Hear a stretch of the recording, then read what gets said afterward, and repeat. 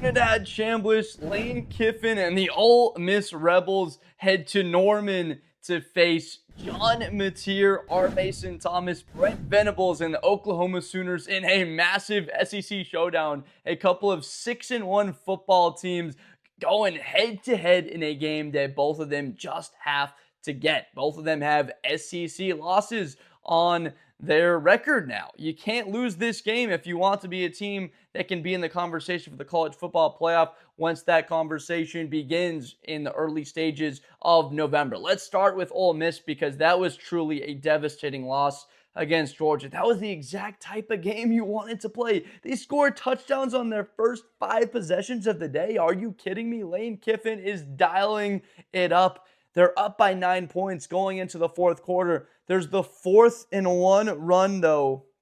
Man, the 4th-and-1, they have it bottled up, and he's able to lunge forward for the first down. If they get that stop, that would have been the game. They're up 9 the way the offense had played.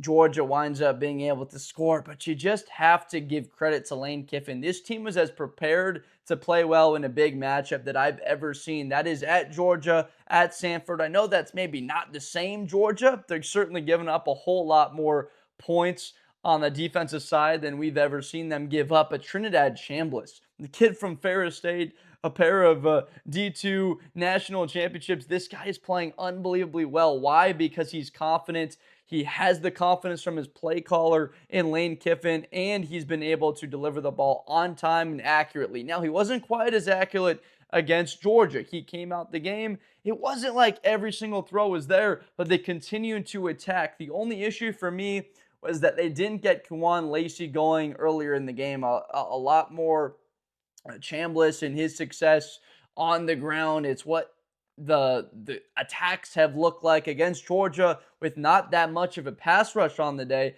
I was expecting Georgia to have a little bit more pressure on the quarterback. Not really much came until the fourth quarter, and when it mattered, the crowd got fired up and Chambliss was unsettled. But earlier in the day, you saw him getting the football out on time. Harrison Wallace monster, Daquan Wright, Deuce Alexander, Stribling, all of these weapons for Ole Miss, showing just how talented all of them are. Man, that Stribling touchdown, I was like, are you kidding me with this kid taking it to the house? I really thought that they had that, but they weren't able to pull it out in the end. For Oklahoma to switch to them, we'll go back to Ole Miss in a second here. The win against South Carolina was thoroughly dominant. How can they take what they did against South Carolina and apply it to Ole Miss? Well, look, you've got a mobile quarterback in Lenora Sellers. You've got a talented defensive front in what Ole Miss has. There's still a Prince Willem Miel and a Soon Serene Perkins. Maybe the down year from him, but that's still an Ole Miss front that gets after the quarterback. Against Georgia, you would have liked a bit more pressure, absolutely, on Gunnar Stockton. Only a sack and I think 3-4 tackles for loss. But against South Carolina, John Mateer, he was handing the ball off. Torrey Blaylock, this was their best rushing game against a quality opponent on the season. I know that's 4 losses for South Carolina, but they do play good football. It helped slightly that Dylan Stewart wasn't on the field for all that much. He got hurt in the first half, but he had a ton of success on the ground. John Mateer, not quite as effective with his legs. He doesn't seem to be as aggressive running. He is aggressive, don't get me wrong, but not quite as effective. I'll change it to effective compared to aggressive as what he was before the thumb injury. So maybe something to look at a little bit there. I know the thumb compared to the legs, but just quite hasn't had the same, bam, hit the hole. He's able to pick up the 7 yards he did like against Michigan early in the season.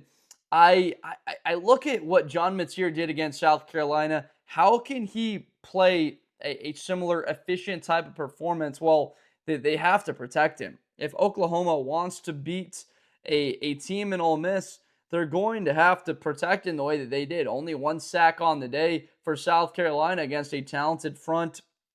They have a defense we know that can get after the quarterback, but continue to run the football. That's the exact way that you're going to get your crowd into the game. Running the football, maintaining the ball, keeping your defense fresh. That way, when you get R. Mason Thomas back on the field and that defense that had 6 sacks against South Carolina, not 10, not 11, 12, 13 tackles for loss on the day. They were living in the backfield. This was a game in the first half. It was pretty close.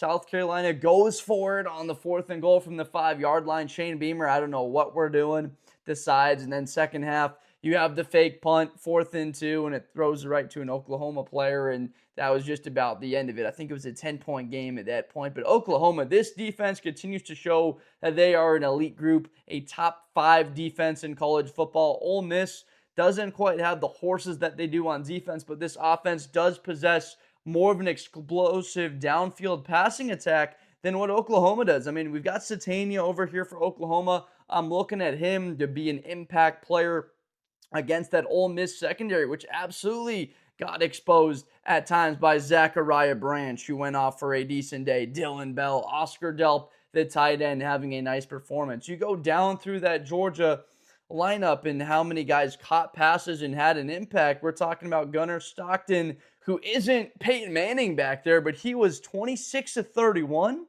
well over 70% completion, 289 yards. 26 of 31 is over 80%. I got to check my own math. But 300 yards, about 4 touchdowns. He had almost as many touchdowns as he did incompletions on the day. Gunnar Stockton, the backyard football champion, doing all of that to Ole Miss. It was just difficult to watch that game develop, seeing just how well their offense played and at times being let down on the defensive side of the ball because they couldn't get pressure and could not get off the field. When you break it down to the important takeaways, Georgia was 6 of 11 on 3rd down. Ole Miss was great. I believe they were 5 for 5 to start the game on 3rd down and were 0 for their final 4.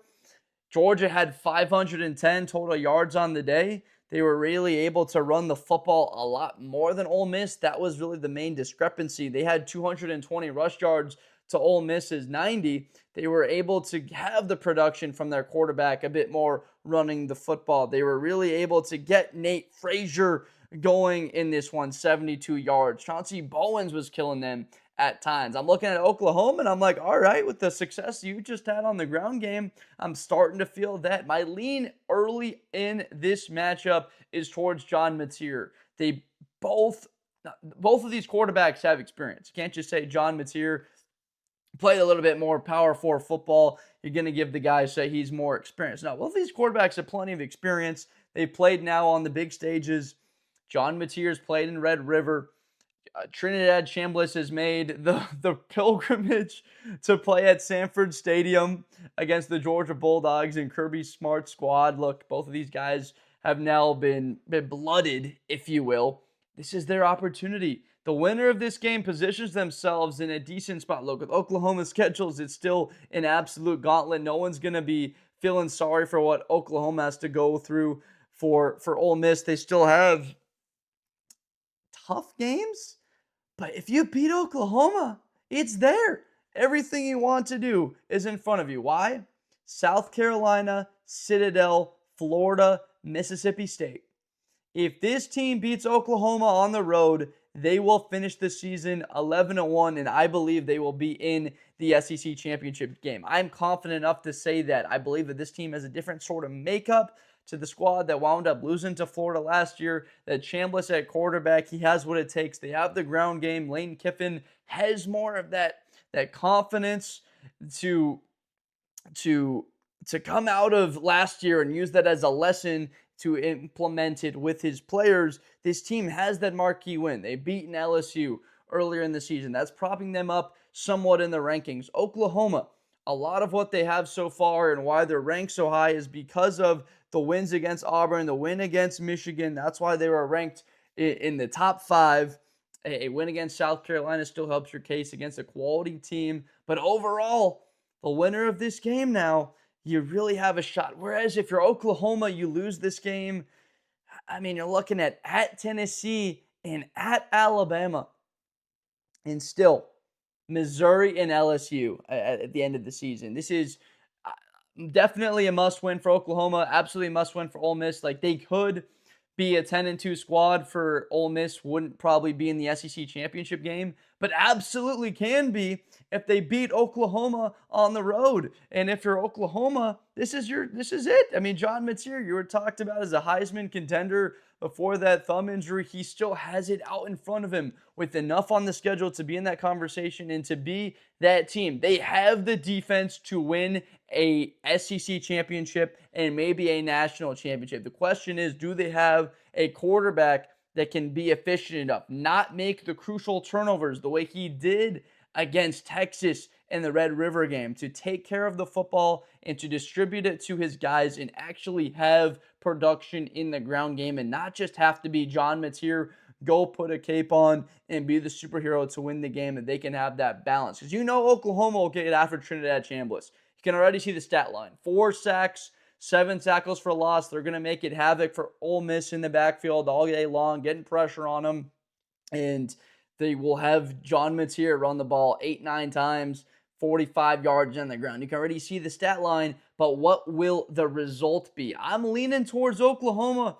That type of defense, this is the best defense that Ole Miss will have seen so far in the season. I know they played LSU. The way LSU looked, though, against Vanderbilt, they just looked faster at times than they did. Harold Perkins not being able to keep the edge against Diego Pavia. That sort of leads me on the trend to think that this Oklahoma defensive front has something that LSU does not have. A more dominant front seven, a secondary that is opportunistic. They will get pressure on Chambliss, make it difficult to throw, and force them into 2nd and 7 by stopping the run, getting pressure on them, so you have more incompletions on 2nd down, so forcing them into 3rd and long, which is exactly where Lane Kiffen does not want to be. I don't see this game as a blowout, frankly. If it is a blowout, I would see it for Oklahoma, not for Ole Miss, just because of the level that this defense has played at. Oklahoma's defense will keep them in the game the whole way. I trust them to win this game 24-20. As of right now, they're favored by 2.5 points. I like that. I'm saying Oklahoma wins this game 24-20, keeps everything out in front of them. Yes, both of these teams are alive with a loss, but realistically, you got to get this win to start building something towards looking at, hey, we just got a quality win against a ranked opponent. This is massive. This team in Oklahoma is great in goal-to-goal defense. I loved what I saw with the goal line stand, forcing the 4th and goal, and then it was a 4th and goal from the half-yard line, and Sellers had to do the drop-back touchdown throw. This defense is something fierce altogether, led by R. Mason Thomas. So I appreciate you so much for watching. Let me know down below in the comments whether you agree or disagree with my 24-20 Oklahoma win at Norman. We're fired up for this one. It's pretty interesting because the kickoff for this game is